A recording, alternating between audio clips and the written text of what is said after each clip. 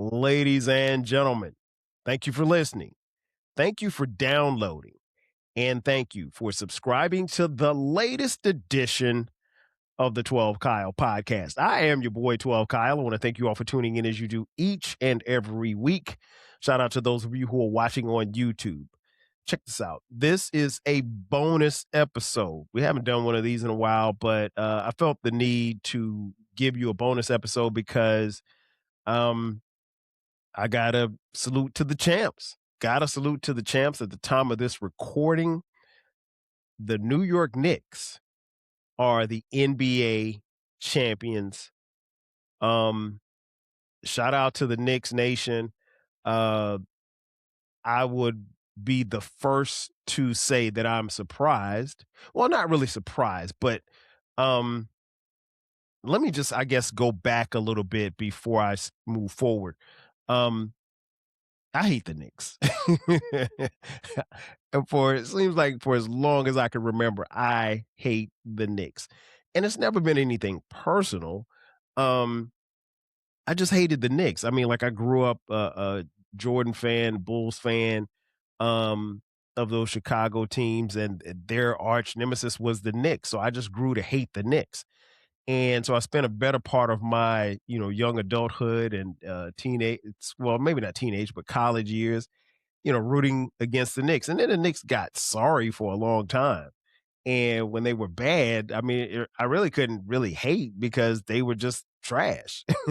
But they got better, obviously. And last year you saw some glimpses in what they could be. And then this year it was just a totally different team. Now, full disclosure, I am an Atlanta Hawks fan. And, what's interesting was my Hawks actually were the only team to beat the Knicks twice in their playoff run. And we were actually up on the Knicks 2-1. And I'll be honest, and I said this to my friends, and I'll touch on them in just a second, but I said it to them, like, at no given point did I think that my Hawks were going to beat the Knicks. Even when we were up 2-1, I think I would have had to have seen them win the series and be standing on the podium with the trophy for me to believe it. And it's not that I don't believe in the Hawks, but I just knew that it's not our time yet. We're probably a couple of years away, maybe a piece or two missing from making a title run. With that being said, man, I had to do this episode. I mentioned friends, so I will start first with the people that I'm close to who are Knicks fans. First and foremost, my dad. My dad is a huge Knicks fan. He's been a Knicks fan all my life. The Knicks, as you guys have heard probably a gazillion times, this championship in 2026 was their first since 53 years ago. So I'm 53 years old. So at the time of this recording, so the Knicks literally had not won a championship since before I was born, or the year that I was born, I should say. And so it's mind boggling. So my dad, the same year that his favorite basketball team won a title was the same year that he became. So my dad, the same year that his favorite basketball team, the New York Knicks, became champions, was the same year that he became a father for the first time. And that was 53 years ago. And that's a long time to be waiting on your team to win. But got to shout out my dad because he is truly the definition of a long-suffering fan. I got some close friends. First and foremost, my boy Zell. Zell has been riding with the Knicks probably since the 90s, I guess. He's always been a fan of the tough nose, grit and grimy type of teams that the Knicks have, trotted out there each year. And Zell obviously was a huge Georgetown fan, big fan of Patrick Ewing. Patrick Ewing obviously made his way to the New York Knicks in 1985. And so I'm happy for Zell. He didn't do a whole bunch of bragging, but I'll put it like this. In our group chat, there was a lot of cussing going on in just about every game, um, particularly game 5 when the Knicks found themselves down by what was it? What are they on, 20 points? I think 20 points in the fourth quarter and made a comeback. One of several comebacks that they made in the series.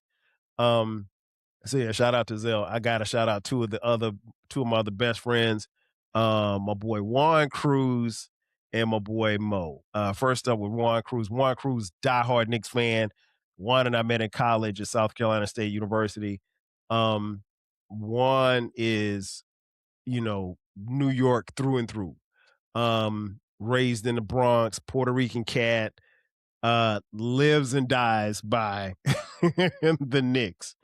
And Juan and I have had talks, many, many talks, text messages. We were talking trash to each other during the series. But after they won, that was one of the first calls I made. I had to call him and my boy Mo. Mo, another, you guys have heard me mention Mo's name before on this podcast. Mo and I played ball together, South Carolina State University. One of my best friends. And interestingly enough, Mo and uh, Juan are godfathers to two of our sons. Mo is Dion, our oldest son's godfather, and Juan is Brandon, our youngest son's godfather. Um, y'all ain't sent no money recently either, so y'all should send some birthday money. But that's beside the point. But yeah, these are two of my boys, and well, three if you count Zell. I mean, like these are like day ones, and Zell and I go back to 7th grade. So it's to see them and see the joy in which, they had watching the Knicks win. I had to put all hate aside because, again, you want to see your friends and your family celebrate when their team wins. And if we're being honest, even before the Knicks won the championship, if you saw a lot of their fans on social media, um, there was a lot of crazy stuff going on. People in Spurs uniforms were getting beat up on the streets of New York. And I will say this much too. I don't think in my heart of heart those were Knicks fans. I think Knicks fans are probably closer to people like my dad or Zell or Mo or Juan.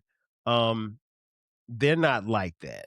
I don't necessarily know that uh, a true fan would attack somebody for having on a Spurs jersey. That being said, I think there were a lot of people who we saw become opportunists and have the opportunity to revel and act a fool.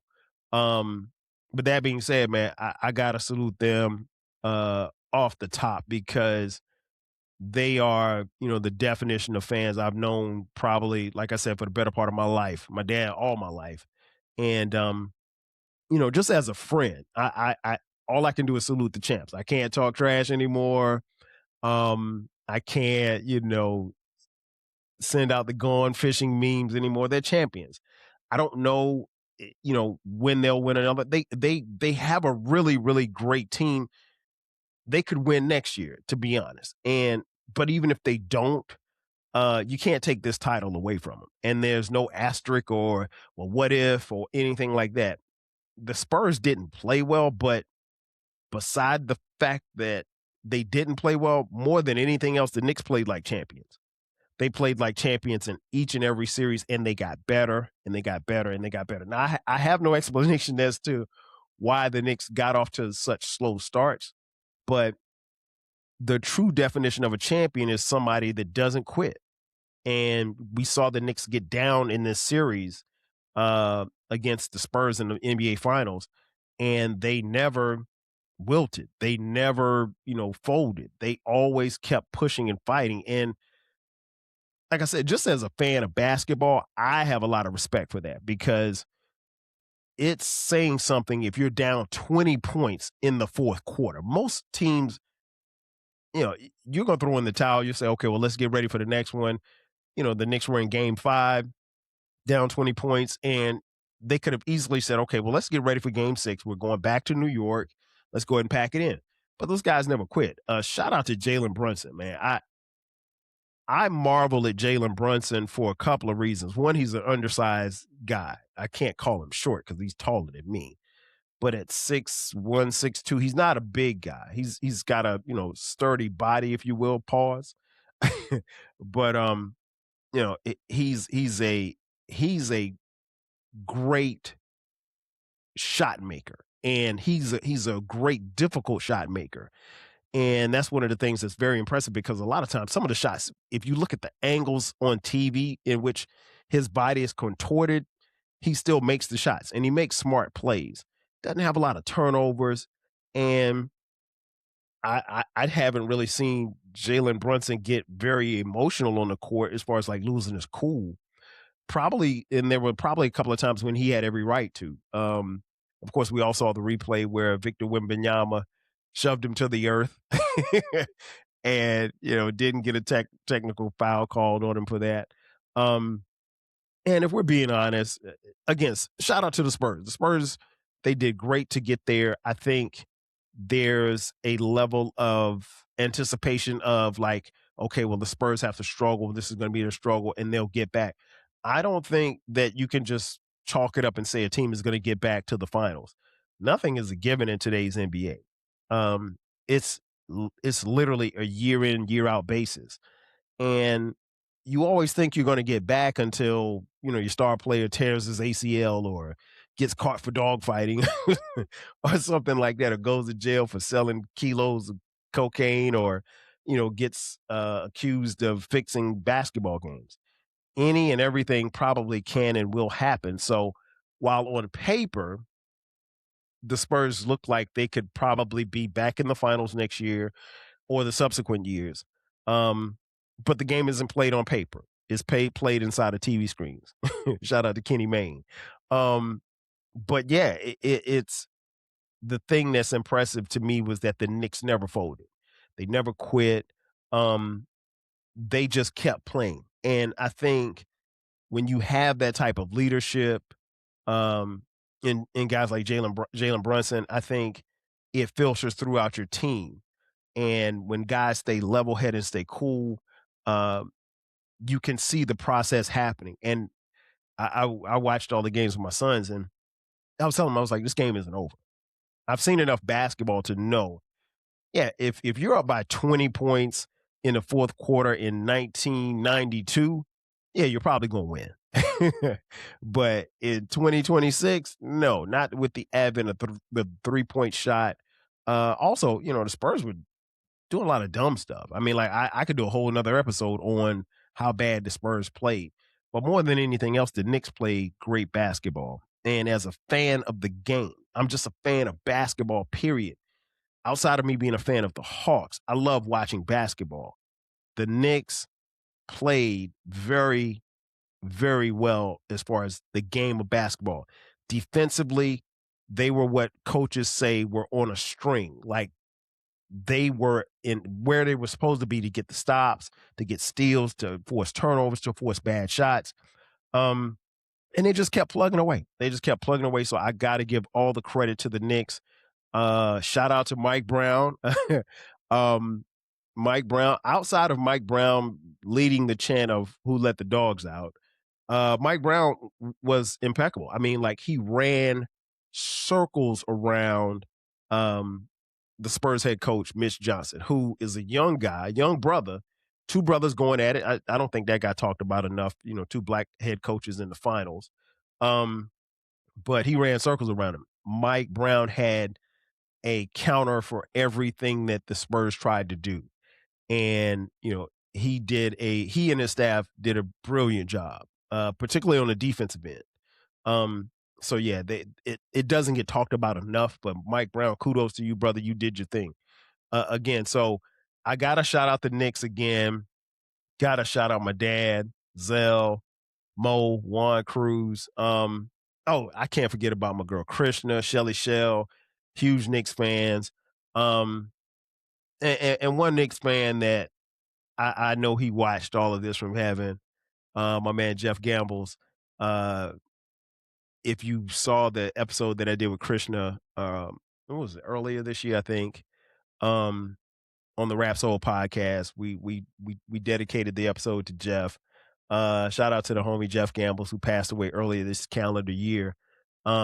Huge Knicks fan. Huge Knicks fan. And I thought about Jeff. I thought about Jeff when I saw the Knicks standing on the podium accepting the trophy, because I know Jeff would have been in our group chat talking trash. Or he would have been, because Jeff was known for anytime the Knicks won on Twitter, Knicks tape, hashtag Knicks tape. So he would have been at the parade. He would have been, he would have been there. So I know he is smiling down from heaven. As he would always say on his page, blue and orange skies. So shout out to not only Jeff, but all Knicks fans. So in talking about the Knicks and watching their rise and their playoff run, and then the subsequent, fandom, and how, the city of New York was engulfed in the spirit of the Knicks, and watching, I saw a little bit of their parade, and it just, New Yorkers, generally, not all, but generally are thought of as unhappy people, right? And so to see that level of happiness and love, I'm not going to say crimes weren't happening, but it does something when a team wins for their city, wins a title. But it also got me to thinking, there are some teams that have never won a title. And you see the title of this episode, Everybody Loves a Winner. And I truly believe that. And so in New York City and the tri-state area of New Jersey, Connecticut, there were people that probably jumped on the bandwagon who were happy to see them win, but they probably couldn't tell you who Mitchell Robinson was, or they probably know Jalen Brunson, but they couldn't point out Miles Bridges in a lineup. That being said, but it got me to thinking about, some of the teams that have never been to the to the mountaintop. And the list, while it isn't long, it is a very interesting list. Let's start with the NFL. These teams have never been to a Super Bowl. The Cleveland Browns, the Detroit Lions, the Houston Texans, and the Jacksonville Jaguars. Never been to a Super Bowl ever. And now separately, there's a list of teams who've never won a Super Bowl. Obviously, it would be those teams that I just named, along with the Buffalo Bills, the Minnesota Vikings, the Cincinnati Bengals, the Atlanta Falcons, 28-3, the Carolina Panthers, the Arizona Cardinals, the Tennessee Titans.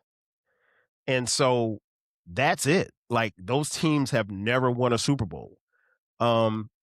And I think if you're a fan of any of those teams, you want to see your team, hold up that trophy and stand on that podium and have the confetti come down on them. Several of those teams that I mentioned played for a Super Bowl but didn't win one. And then you go over to Major League Baseball. With Major League Baseball, the San Diego Padres, the Tampa Bay Rays, the Milwaukee Brewers, the Colorado Rockies, and the Seattle Mariners have never won a World Series. In fact, the Seattle Mariners have never even played for a World Series. That's crazy when you think about it, when you think about some of the great players that they had, like Ken Griffey Jr. But the Mariners have never made it. And I'm sure that, the good folks in Seattle would love to see the Mariners win a title someday. Hopefully they don't have to wait 53 years for it to happen, but they'd like to see it happen. Now, conversely, when you move to the NBA, there are several teams that did not play for a NBA Finals. One would be the LA Clippers, the Minnesota Timberwolves, the Charlotte Hornets, and the Memphis Grizzlies, as well as the New Orleans Pelicans. Now, what was interesting was when I saw that list, I was like, well, wait a minute. I don't ever recall the Hawks playing for an NBA Finals. So I did a quick Google search, and Wouldn't you know it, the Hawks did play for a NBA Finals, but it was when they were in St. Louis in the 50s. Personally, I don't count that, so the Hawks never made it. But teams that have never won an NBA Finals, Phoenix, Utah, Orlando, Indiana, Charlotte, LA Clippers, Memphis, Minnesota, New Orleans, and Brooklyn. And so it's interesting because, again, as a fan, you want to see your team make it to the mountaintop. The running joke is that I haven't seen the Hawks play for a NBA Finals. I'd like to see that happen sometime before I check up out of here. And the reality is, the player that's probably going to lead the Hawks to the promised land, he's probably in middle school right now. So it's going to be a few years, right? But for as great of the players that we've seen in this era and the previous eras, you just don't grow Kobe Bryant's on trees. You don't make LeBron James in a lab. You don't create Steph Curry's. They happen over time. And I tell people all the time, like, the Golden State Warriors, prior to the run that they had with, Steph Curry and Klay Thompson and Draymond Green, when I was coming up, they had a pretty good squad with the Run TMC guys. That was Mitch Richmond, Tim Hardaway, and what's the white guy's name? Chris Mullin. But that was it. Like, and then they had another team like in the early mid 2000s that was pretty good. They had a little playoff run, but for the most part, the Warriors weren't a good team when I was coming up. The Cleveland Cavaliers, same thing. Before landing LeBron James, they were kind of like almost, they were almost team. Like, you almost were good enough. You almost were good enough to beat the Bulls. You almost were good enough to beat the Pistons, but you weren't. You were in the same division as the Pistons and the Bulls in the 80s and 90s, and they dominated. They ran roughshod over that division and subsequently the Eastern Conference. And you couldn't beat Boston and you couldn't beat the Hawks. So, like, it just never happened. But they draft a guy out of high school named LeBron James, and the rest is history. He leaves and comes back and beats the 73-9 Golden State Warriors. So things can happen. And I'm not here to tell you to lose faith if you're in Jacksonville or if you're a Seattle Mariners fan, because everybody loves a winner. We all want to see our teams win. I personally, again, I would love to see, my Atlanta Hawks have a ticker tape parade down Peachtree Street, all the way to Magic City, because it begins and ends at Magic City, right? That being said, there's hope. I mean, at some point, the Cubs won a World Series. At some point, the dreaded Boston Red Sox won a title, right? And I say that as a Yankees fan. I'm a Yankees fan, so I know what it's like to win. I've seen my team win. And honestly, all hate aside, I think most fans want to see that in their lifetime. And so, in closing, I want to see every fan base get a chance to feel and experience what we saw the Knicks fans do this past summer, because I think it's important that the fans at least get the feeling. Is there going to be heartbreak along the way? Yeah, of course there is. Go ask the Buffalo Bills fans. They suffered heartbreak like no other. But I got a lot of love and respect for Buffalo Bills fans because they keep coming back. They keep coming back each year, and they are out there in the elements, in the cold, supporting that team. And, they've got a legitimate shot to win it this year. They've had legitimate shots to win it every other year. But, there's only one winner each year, right? And so, keep hope alive. At some point, your team is going to win. I mean, it took the Knicks 53 years to do it. And at this point, to the fans, to people like my dad, to people like Zell and Mo and Juan, it matters, but it doesn't matter because they won. And so the thing that you always got to remember about champions is they're always champion, no matter what. Like Jalen Brunson, the rest of that Knicks crew, they will always be loved and revered in New York City. I mean, just look at how much love and reverence was poured into the former Knicks who were going to all the games, like Patrick Ewing and Allen Houston and John Starks and Stephon Marbury. Those guys are treated like kings, and they didn't even win. Excuse me. They won. They never won a title. Let me be clear. And so what's going to happen 20 years from now? Maybe the Knicks win again. Maybe they don't. But Jalen Brunson and this squad right here, they will always be known as champions. And you can never disrespect the champion, and you can never take it away because they did it the old-fashioned way. They earned it. Ladies and gentlemen, that's going to do it for me. Thanks again for checking out this edition of the 12 Kyle podcast. Be sure to subscribe to the podcast. We drop new episodes every Thursday. This is a bonus episode, so this one's out on Sunday. Make sure that you check out the website. The website is the 12 Kyle podcast.riverside.com. Go there, subscribe to the newsletter. That way you get updates only on the episodes. I promise you, you won't be spammed. That's going to do it for me, folks. Thanks again for checking out this edition of the 12 Kyle podcast. I am your boy 12 Kyle. I'll catch you guys next time. 5,000. Cheers. Thanks again for listening to this episode of the 12 Kyle podcast. If you enjoyed this episode, make sure that you hit the subscribe button and share this podcast with a friend who needs the 12 Kyle podcast in their life. Every listen, every download, and every share helps us grow. Thanks for being a part of the 12 Kyle podcast community. We appreciate your support. We will catch you next time. 5,000.